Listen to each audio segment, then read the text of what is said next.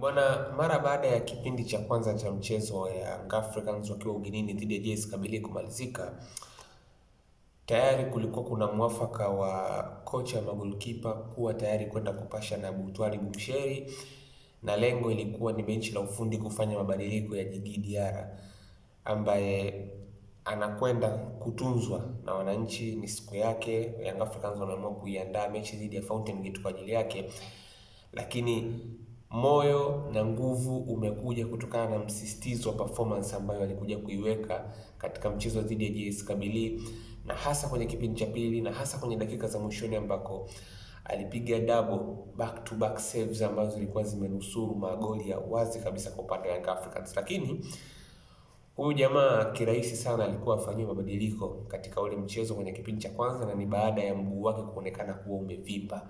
Lakini kuna kazi kubwa sana ambayo imefanywa na madaktari wa klabu ya Young Africans. Yusuf Ammar ambaye ni raia kutoka Tunisia na Moses Etutu, na huyu Moses Etutu ndo head of section wa madaktari katika klabu ya Young Africans.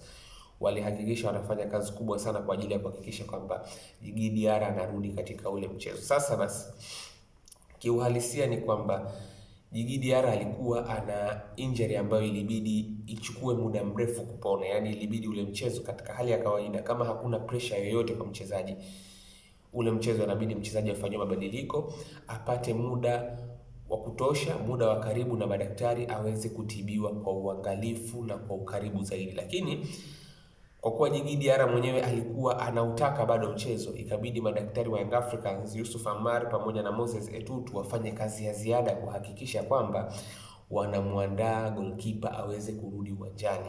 Maana yake mguu ambao umevimba tunasema ni ankle sprain. Kwa mujibu wa maelezo ambayo nilisikia kutoka kwa msemaji wa Ally Kamwe, ni kwamba ile inaonekana ni grade 1 ankle sprain. Yaani ni ankle sprain ya daraja la kwanza. Ni sehemu tu ya ankle ambako ndiko mguu unapinda, maana ilikuwa ni kama imevimba kwa upande wa Djigui Diarra. Kwa hiyo ni wazi hazikupungua chini ya dakika 7 mpaka kwa uchache sana 5 za madaktari kwanza kuhakikisha wanaweka barafu. Maana sehemu ambayo imevimba wanatakiwa uanze kuipunguza makali ya uvimbaji kwa kuinyonya kwa kupitia barafu. Then baada ya hapo, ile sehemu ni very delicate, sehemu ya ankle, maana ilibidi madaktari waifunge.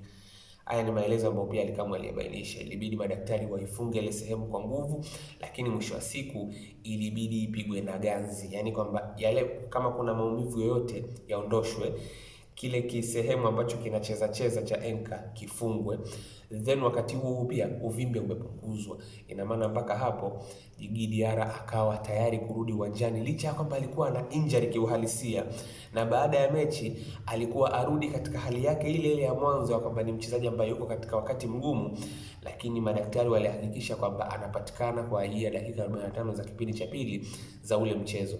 Ukitoa hivyo vitu vitatu ambavyo walivifanya, kuufunga mguu, kuwekea barafu, lakini pia kuondolea maumivu, kitendo cha kwamba umerudi uwanjani kama vile adrenaline. Unajua saa nyingine tunapokuwa sisi binadamu unacheza hata kama una maumivu, ukishalipata lile joto la mchezo, kuna muda husikii maumivu yoyote. Watu ambao wamecheza watakuwa wanafahamu.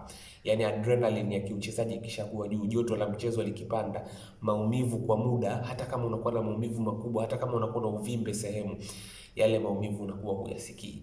Mpaka baada ya mechi adrenaline ikishashuka, joto likishuka, ndipo utakapoanza tena kuona maumivu yanarudi kwenye sehemu ambayo inauma ama ilitakiwa ipate uangalizi wa karibu. Kwa hiyo hawa bwana ndo walihakikisha kwamba goalkeeper Djigui Diarra anarudi katika kipindi cha pili cha ule mchezo. Lakini hii si mara ya kwanza.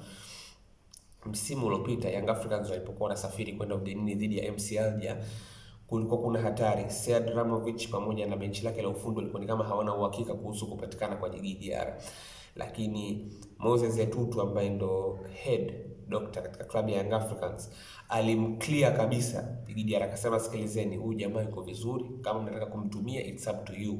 Kwa hiyo katika kiasi ambacho nimeweza kukifahamu kuhusu hawa madaktari wa Young Africans ni kwamba wamekuwa wakiweza kufanya kazi kubwa ya kuhakikisha kwamba wachezaji wengi wanakuwa wanapatikana katika hali ambazo isingekuwa rahisi wachezaji kuwapata, kwa namna ambavyo wamekuwa wakitengeneza mazingira ya uangalizi kwenye kikosi hicho.